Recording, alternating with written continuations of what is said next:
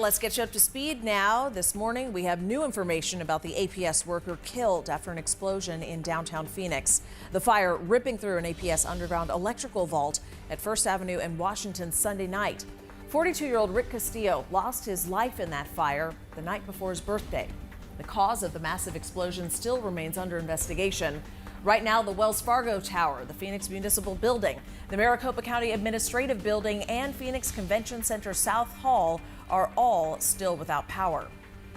Today, people across the country will join the Close the Camps protest. This is in response to reports of inhumane conditions at migrant detention facilities at the border. Protesters want the camps to close and for families to be reunited.